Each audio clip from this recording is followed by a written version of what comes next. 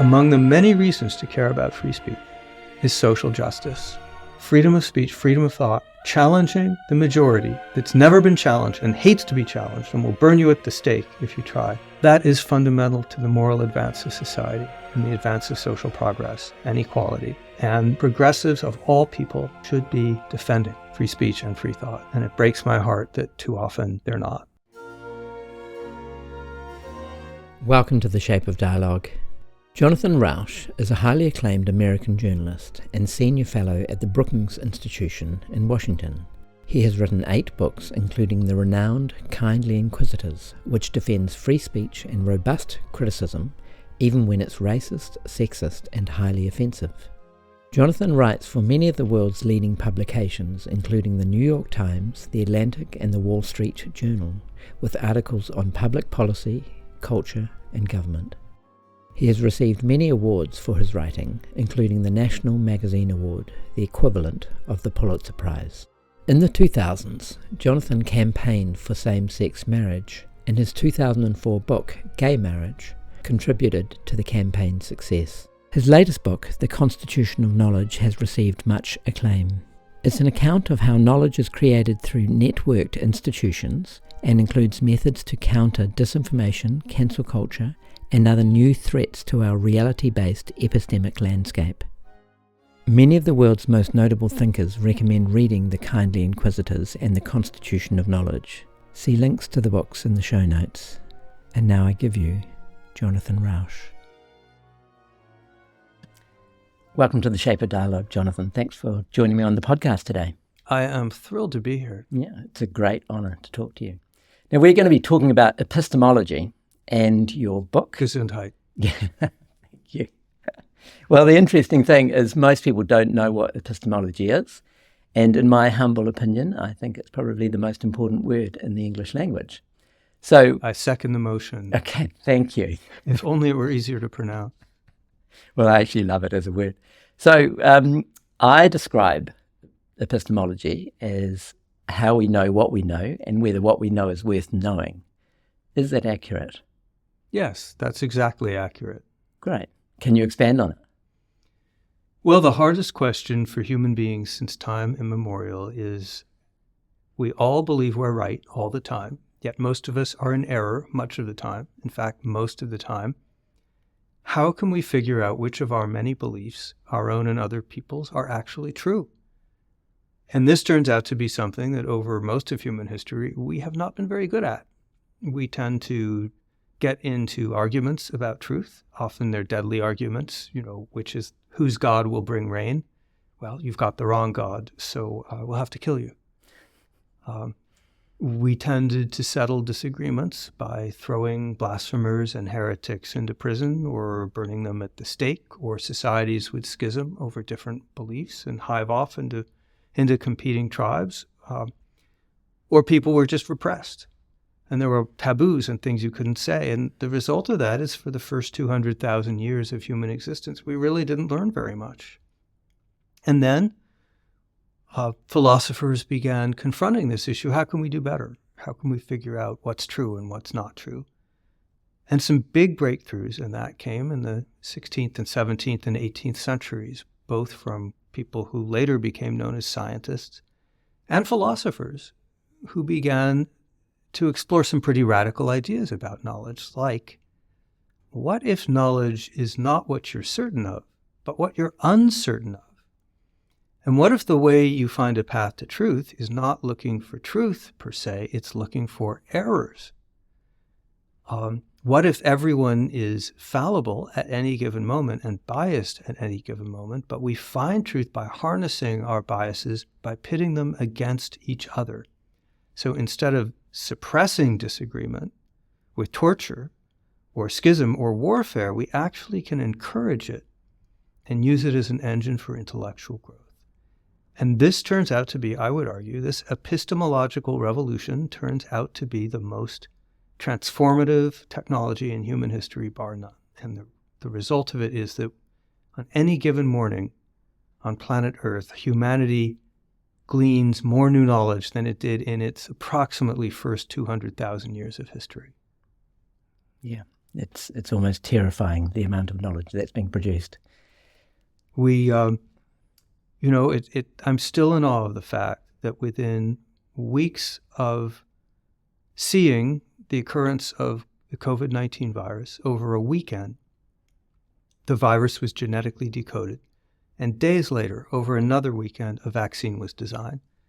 And this was done not by just one team in a basement somewhere. This was done by an international consortium of researchers and scientists communicating over Zoom and by email, trading papers, finding mistakes at light speed.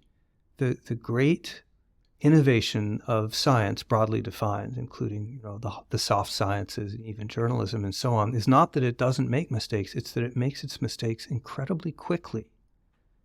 And that's what happened there. You have thousands of the best minds and dozens of institutions around the world working on this problem and solving it with incredible speed. This is a technology that takes human capabilities just orders of magnitude beyond our design capabilities. So what's the constitution of knowledge, and why did you call it? Yeah, why did you call it the constitution of knowledge? It's the rules. So do you want the long answer or the short answer? Give me the long. In 1993, I wrote a book called Kindly Inquisitors, The New Attacks on Free Thought. A lot of people think it's still my best book. And it's about where knowledge comes from in a free society. And it invented, or at least named, the concept of liberal science. And it said there are three great social systems that we rely on in a liberal society. I'll come back to that in a moment. To give us peace, prosperity, knowledge, and freedom. What they all have in common is they rely on rules rather than particular rulers to settle disagreements in society. Disagreements about who owns what and who gets what, we settle through markets, an impersonal system of trading. Everyone has $1. Same rules, at least in principle. We settle our questions about who should make law through liberal democracy. That's, for example, voting. Everyone gets one vote. And you pit institutions against other institutions to restrain and balance each other instead of having an all-powerful ruler. And then I said, so those are both well-known, but there's a third, and it's just important, and it's liberal science, and it's the system we use to come to social conclusions about truth. And it is like the other two. It's a political system. It's a system for making social choices, and it relies on a couple principles. The first is fallibilist rule. Anyone can be wrong at any time. No one is in a position to stop an argument. You can't be a priest or a pope or a prince or anyone else and say the subject is closed and we're throwing you in prison if you ask any questions. And the second rule is the empirical rule, which says anyone is able to check anyone else at any given time, and knowledge is only that which survives a process of checking. So if you're not checking, you're not doing science, and you can't get into the textbooks. And this sets up a vast international liberal system of people and institutions criticizing each other, checking each other. Sometimes it's called a marketplace of ideas. And that's where knowledge comes from. And this is the revolutionary system that I just mentioned. Okay, so that's 31 years ago. A lot of water passage under the bridge. Come around 2015, we start to notice in the US, and as it turns out elsewhere, some very troubling new phenomena. One of them is the rise of weaponized mass disinformation. And we start to see that on a large scale from Russia, which is very, very good at it. And we also start to see it from domestic actors in the United States, vaccination deniers, for example, misinformation, and Donald Trump and the MAGA movement. And that's a problem. And then at the same time, we see the rise of what's sometimes called cancel culture. And that's not using the government to suppress speech, but using social coercion. 1,000 people gang up on Michael Goldwater, call him a racist. He's fired from his job from the next day, and that chills everybody else. And I start thinking, well, something's going wrong here. And the view, the competition of the market doesn't seem to be coping with it. What's the problem? And it seemed to me that the problem was the marketplace of ideas is It's a great metaphor. I love it. I use it. But it somehow imagines an unstructured public square in which everyone is talking to everyone simultaneously. And it turns out, of course, that never works. That's Twitter. It turns into garbage almost instantly. It turns out you also need structure. You need rules and norms and institutions that guide us to be our better selves when we have these conversations and organize our conversations and debates in ways that point us to knowledge. And I said, well, where else does that happen? And the answer is in politics. We have a written constitution in the United States. Of course, not all countries do. The British have an unwritten constitution. I think that's true in New Zealand as well. Yeah. So constitution doesn't have to be written down. But it's the rules that we rely on to structure the process of developing laws. Independent judiciaries, for example, which will make decisions. Values and norms like respect for the rule of law. Why do you follow a court order? If everyone didn't, society would fall apart. Well, we have exactly the same kind of rules in the epistemic realm. And a lot of them, in fact, are written down in places like codes of ethics for journalists and scholars. And those are the rules that guide us into how we go about doing these processes of discourse. And they say, for example, you can't make stuff up, you can't fake your papers, you're not allowed to do ad hominem attacks. I can't begin my scientific paper against, Michael Goldwater by calling him an ignorant slut. I could do that online. That, by the way, for your viewers, is a reference to an old Saturday Night Live TV parody. And I'm not an ignorant slut. No, you're not. This is the protocol that we're taught from high school and on through university and into graduate school of how to do research, how to perform experiments if you're a journalist, why you need to find second sources, what to do about blind quotes, ethical considerations, like whether you take money for stories, running corrections. All of these intricate processes that we rely on to discipline ourselves and check each other. The constitution of knowledge, it turns out, is what's under attack from cancel culture, from mass disinformation. And I also thought a lot of the reason that we're getting into the mess that we're now in the US, and I think I hear the same things about New Zealand, is that we kind of lost sight of those rules. We kind of just took for granted that the marketplace of ideas takes care of itself, laissez-faire, leave it alone. And we forgot that we have to defend the values that are behind it. And we allowed it to become too easy to attack. We let our guard down because it worked so well for so long. So I wrote a book called The Constitution of Knowledge, and it lays out the principles of that constitution, but it's really a call to arms. It says liberals, small L liberals, meaning people who believe in freedom and fairness and voting and marketplace of ideas. From left to right, need to do a better job of defending the Constitution of Knowledge. And that's why I wrote the book. Sorry, I told you it would be a long answer. No, it's beautiful. Yeah, that's what I find quite interesting as I became aware of all of this and talking to friends, all smart people. Very few people understand how science works, and they don't understand how our system of institutions support knowledge and science to produce, what we've got. So I completely agree with you. There's a big education problem that needs to be done. Yes, and free speech is necessary, absolutely necessary, but it's not sufficient. Yeah. You also need all of those other structures that keep us in line. Yeah, well, that was going to be my next question. The institutions are foundational to the structure of this constitution, aren't they? Is that correct? Oh, absolutely. Yeah. Yeah, this is something else I missed in my first book, Kindly Inquisitors, my first go-around. I kind of imagined a world of individuals communicating with other individuals through, criticism and so forth.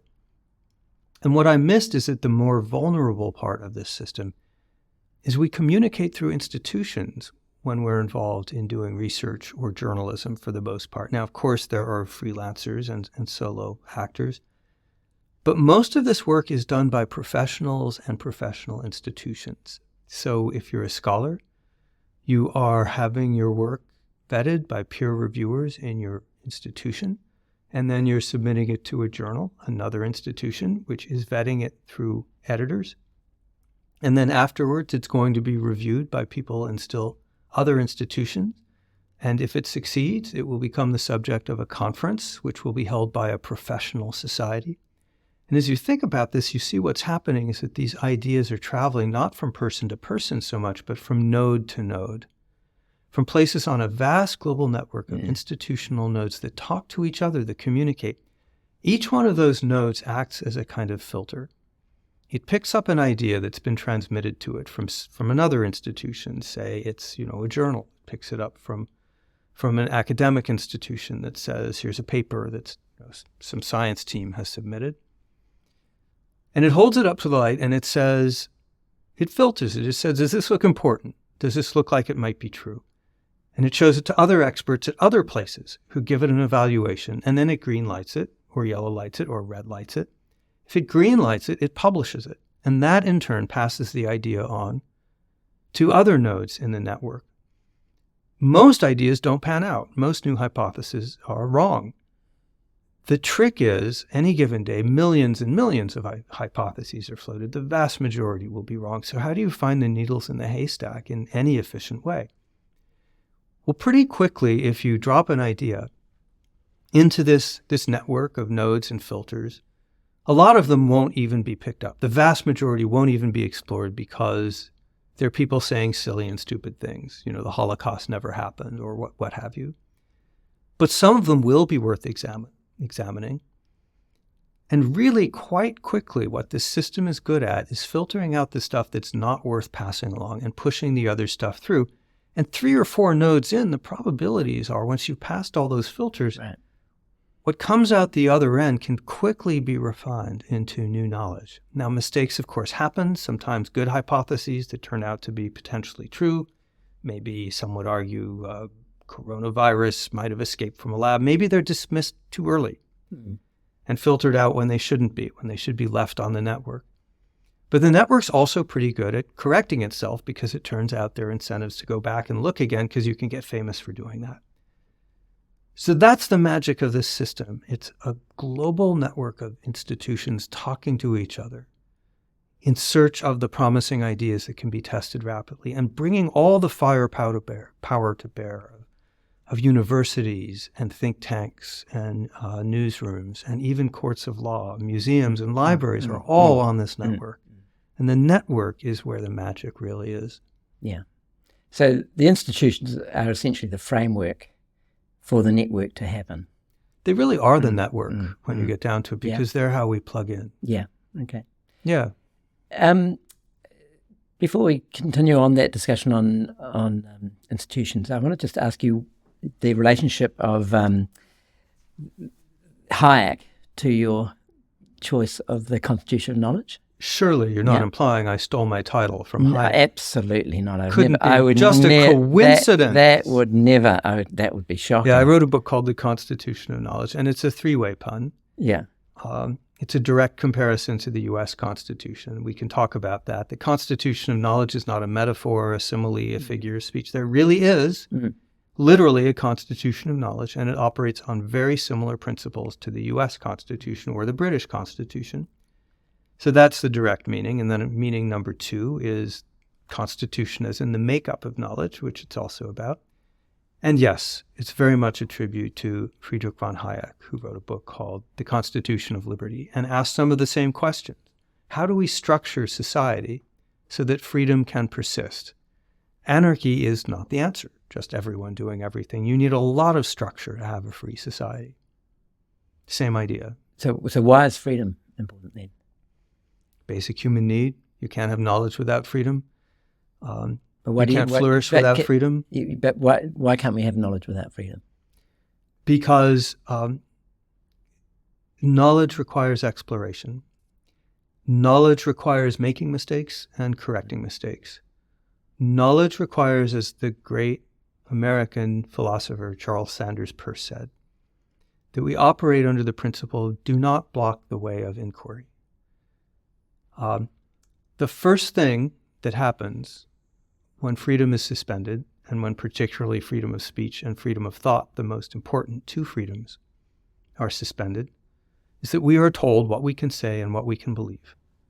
And the result of that, inevitably, is that the pursuit of knowledge is crippled or comes to a halt. And the second result of that is that we don't flourish, because human beings have an innate need to think, to inquire, to be curious, to upset authority, to be heterodox, sometimes even to be blasphemous. If we're not, we very quickly find ourselves in a stifling environment. And of course, freedom is especially important to minorities, people like me. I'm a gay man. I was born in 1960 in an America that was very different. That was, I've argued, quite literally totalitarian in its all of society comprehensive effort to wipe out the very idea of homosexuality. That's deeply oppressive and repressive and immiserating. It distorts lives, it twists souls. And we got rid of it because gay and lesbian Americans were able to hold those bad ideas up to a light and to change them. And that all happened because of freedom of speech and freedom of thought. And that's true of all the great civil rights and minority rights advances. Yeah, I completely agree. Yeah. I'm glad you asked, because people forget. So why do we care about freedom? We need to ask every so often. I don't think people think about it enough, personally. The other thing is we don't know where the next good idea is going to come from. Oh, that's so important. Right? So it can come from, it can come from a king, it can come from a slave. Well, or, Bern, Switzerland, 1895, you've got a patent clerk with, shaggy hair sitting in his little garret apartment, writing equations. Is this a madman? Or is it Albert Einstein? You're never going to find out if those equations can't get into the world and get tested. Yeah. And so coming back to institutions, so that those ideas have to be plugged into the funnel, essentially, and then get tested through that institutional process. Exactly. Yeah. So one thing I think we all have a concern about is institutions degrading. And, for example, we've just had a recent situation here, which I'm sure you've heard about, where a discussion of free speech at Victoria University was postponed. It seems a bit ironic, isn't it, that a discussion about free speech was essentially postponed. And I, as I understand it, it'll be a different discussion and less focused on free speech, because some students objected that hearing about free speech would be upsetting or traumatizing in some way. Is that what happened? Basically, yeah. And there wasn't enough diversity in the panel. Yes. Yeah. Well, that's a sad thing. Free speech and free thought is very often upsetting and offensive, and very often that's the point, because it's challenging shibboleths, things we hold dear. And people like me, free thinkers, atheists, were burned at the stake. We were considered the hate speakers. We were insulting God. We were undermining society. We were perverting children, as Socrates was accused of doing. And once you empower people to silence conversations that offend or bother them, then you're very quickly on the slope to turning a university into a kind of finishing school. Yeah. So do you have concerns about our institutions? Oh, yeah. What are they? Well, where to begin? The first thing to say is that this very day I'm lecturing on that subject here in Wellington for the Free Speech Union and the New Zealand Initiative. And part of what I'll say is that I am a loving critic of academia. I'm not an uncritical lover or an unloving critic. I believe that our universities are in many ways the keys to our prosperity. If there's going to be a cure for cancer, it's likely to come out of our universities.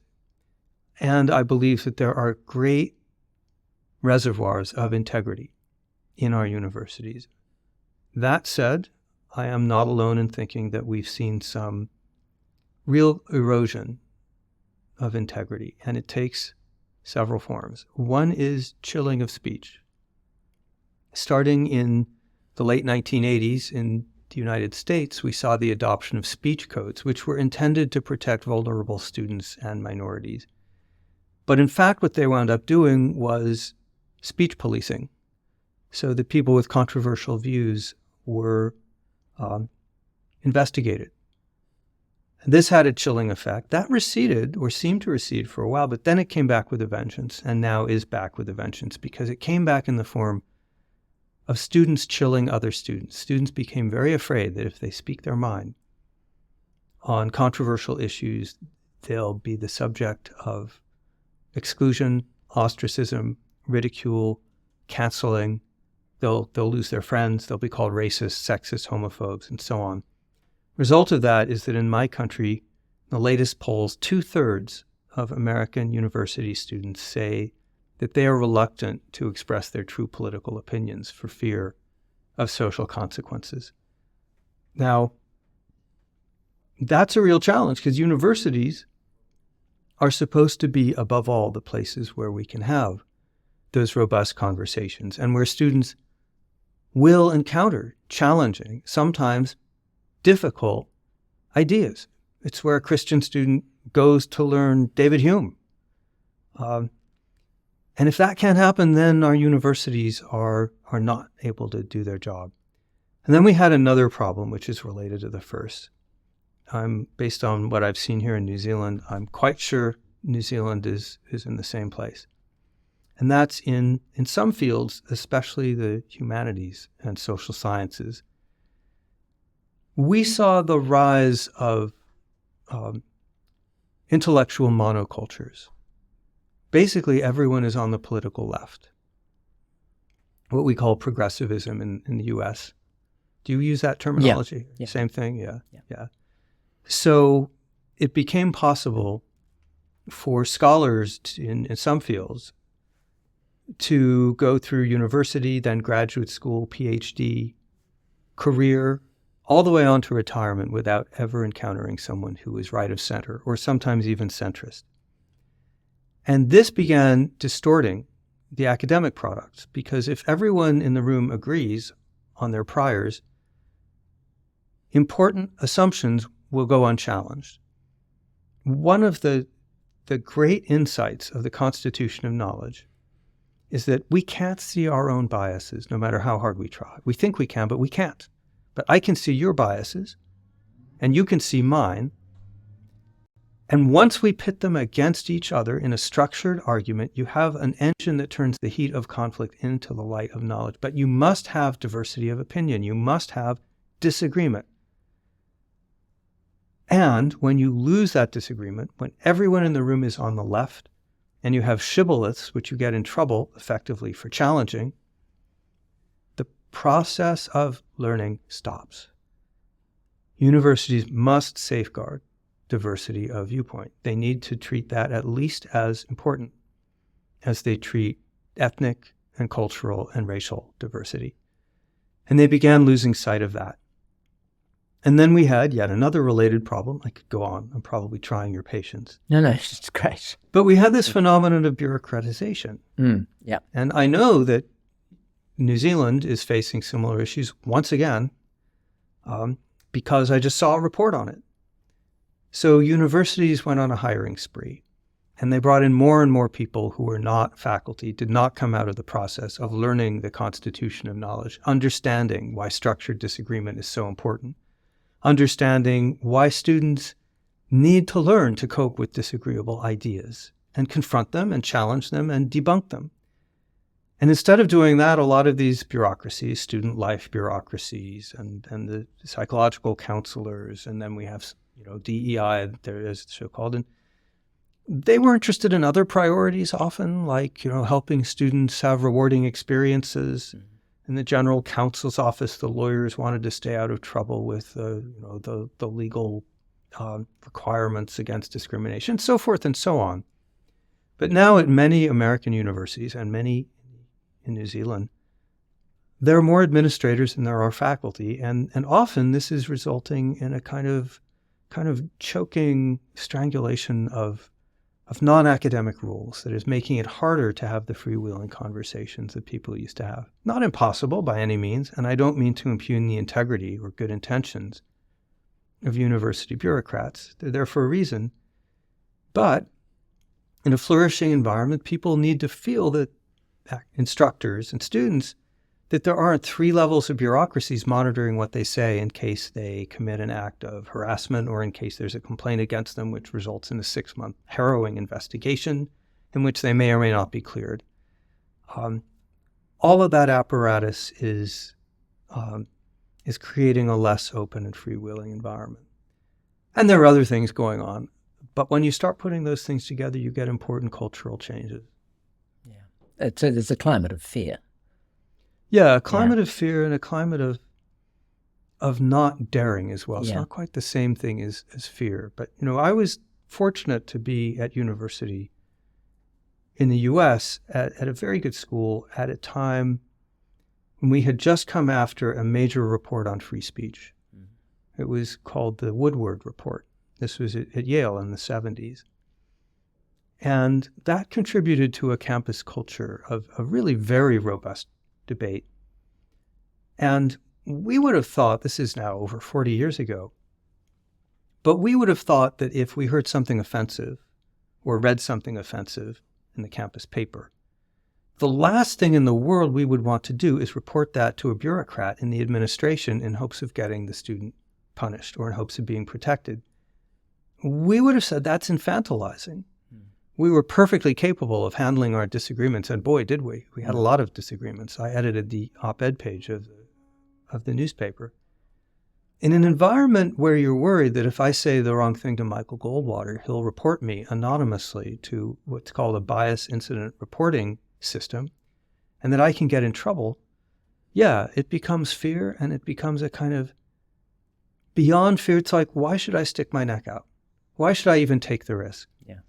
My heart really broke when a few years ago, as I was researching the book, a recent graduate of one of the most famous universities in the world, a very outspoken young man in most respects, told me that he would not even discuss race, class, gender, sexuality on campus. Not even informally, nowhere.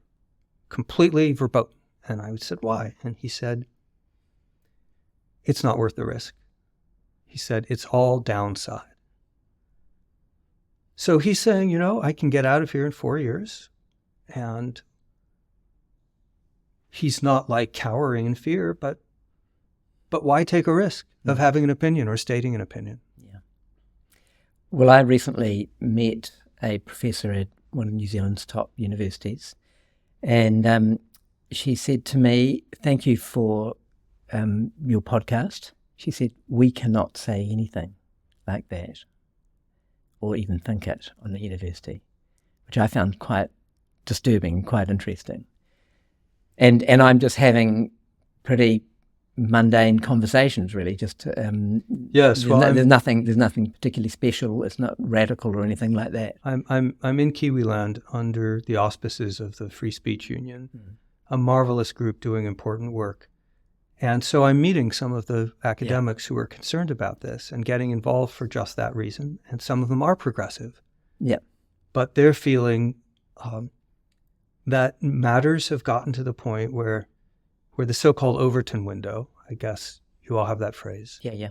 That's allowable, essentially what's allowed to be said. What's allowed under sort of the social rules of the day has both narrowed and moved to the left. Yeah. And so the progressive faculty are being, in effect, coerced in some ways in terms of compelled speech, things that they have to sign and agree to, and that there are things that they can't discuss. They're on not every subject. I think it's perfectly okay to talk about meteorology or, They're sacred cows, basically. But there are sacred cows, and they happen to include possibly the most important political topic of the moment. And that's a disservice to them, of course, but it's especially a disservice to students who are at university supposed to confront controversial political ideas, learn to be challenged by them, perhaps even, heaven forfend, change their minds. Yeah, God forbid. Let's talk about cancel culture now. I brought to your attention a film called The Unredacted, made by Meg Smaker. I did a podcast on it last year with the director of a New Zealand film festival called Dog Edge. And they were the only film festival in the world to show Meg's film. Meg's film was chosen out of 30,000 applicants to Sundance, a film festival, which is the premier film festival in the world. 12 films were chosen. Meg's film was one of them. It's about a terrorist rehabilitation program in Saudi Arabia. And I've seen the film. It's an astonishing film. It's both artistically, journalistically. It's called Jihad Rehab? Well, that was its first name. She eventually changed it to The Unredacted. And yeah, it's a beautiful film, and it is incredibly timely considering what's going on in the world. A Twitter mob attacked her with misinformation and false allegations and called her every disparaging name under the sun, including a white supremacist. And these were people who had a motive, from what I gathered. Well, she was breaking the sort of monopoly of... They were primarily started with Muslim female documentarians who hadn't got their films into Sundance. A progressive mindset, I would guess. One would imagine, yes. Right, yeah. Yes. And then essentially all the institutions caved. Sundance blacklisted it. Every other film festival in the world cancelled the film. It's all downside. It's Why all downside. Stick your neck out? An award that she was promised was taken away from her. It was basically, at the time, before all the Twitter mob happened, it was sort of the most talked about film. It was the hot film of the festival, and it was rumoured to get all the top awards. Now, Meg's film career is gone, which is tragic because she's actually a great filmmaker. But because she can't get funding? No one will hire her, even just for normal advertising work and that sort of thing. So, because when they type in her name, there's a controversy. Now, is that a good thing or a bad thing that's happened? I call it being... Is that a trick question? Yes. I call it being burnt... You want me to say that's a good thing? Yeah. I call it being burnt at the digital stake. Now, it's an extreme example, and I'd probably say it's one of the worst examples of cancellation. Yes, and it came to my attention and others in the U.S. Right, because it was so extreme. You've heard about it, yeah. Yes, because Sundance's behavior was so egregious. Yeah. So what would you say to Sundance? I'd say show the film. Why? I'd say Why? judge it on its merits. But it's offensive. Some people said it's offensive. To some people claimed it was offensive. Yeah. So let's go back to the paradigmatic case of modern canceling. Does the name Salman Rushdie ring a bell? It does. I am guessing your audience knows that name. This is the incident that brought me into the free speech debate in 1989. And it is, in broad outline, quite similar to the Meg Smaker case, except, of course, what was threatened was not profession, but actual life. But these were people who said that a book, which they had not read, and by the way, I would guess that most of Meg Smaker's critics had not seen the documentary, and would tell you they were proud of not having sullied themselves by seeing the documentary. It's just a guess. You are correct on that. Yes. So this is about purity. This is about, as you say, this is a religious exercise to burn heretics. They had not read the book, but they said it was blasphemous and deeply offensive to their religion. A fatwa was put out against Salman Rushdie. He went into hiding for 5 years. What got me involved wasn't just that. Of course, that was awful. But it was the fact that so many people in the liberal West were not willing to condemn it in forthright terms. The reaction tended to be something like, well, of course, it's not good to threaten the life of Salman Rushdie, but on the other hand, he shouldn't have written a hateful and blasphemous book. So he's getting threatened with a knife, but they're getting threatened with words, so... It's hard to decide, isn't it? It's hard to decide. Boy. As Salman Rushdie himself said, he's, of course, become a great champion of free speech and free thought at great personal risk. Your audience will know that he's lost the use of an eye and almost died because of an assassination attempt. As he says, without the right to offend, freedom of speech ceases to exist. And that's absolutely right. It should be artists who are the first in line to defend not just the legal right to express themselves freely, but the cultural right. And once artists get into the business of self-policing, such that they're driving out of the industry people who cause controversy and not even examining the grounds for the controversy based on what I know of the documentary, it was not, in fact, inaccurate or slanderous or objectionable or racist. It was none of those things. But even if it has been, artists have historically defended works like Piss Christ. Now that is very offensive. That's the point. That's what artists are supposed to be able to do. And the rest of us are supposed to be able to say, okay, well, if I object to Meg Smaker's film, I won't go see it. And maybe I'll suggest my friends that they not go see it. But for artists to get in the business of preemptively banning and destroying other artists turns upside down the freedoms on which artists depend. So, as Marx would have said, they are buying the noose with which to hang themselves. Yeah. Amen. Yeah. Now, unfortunately, we're going to have to wrap it up in a second, but I thought we're just getting started. Yeah, I know. I could go for hours. I thought we'd finish off with the story about Frank Kameny. Who is he, and why is he an important figure? Frank Kameny is the greatest civil rights leader that you've never heard of. Now, I wouldn't expect Kiwis to hear of Frank Kameny, but most Americans don't, including most gay Americans. But he was the greatest LGBT civil rights leader of the 20th century. It was he who led the one of the first and the most important organizations, starting in the late 1950s, to challenge all the bans on, for instance, homosexual people serving in government, serving in the military. He lost his job because he was gay. He was fired from the government. Literally because he was gay. Because he was gay, right. 1958, he worked for the U.S. Army Map Service, and under a horrible decree of the Eisenhower administration, gay people were unconditionally barred from government service, and there were whole bureaus to sniff out homosexuals, get them fired. Once you were fired, you were destroyed. Canceling was perfected on homosexuals because once you were outed, no one would hire you.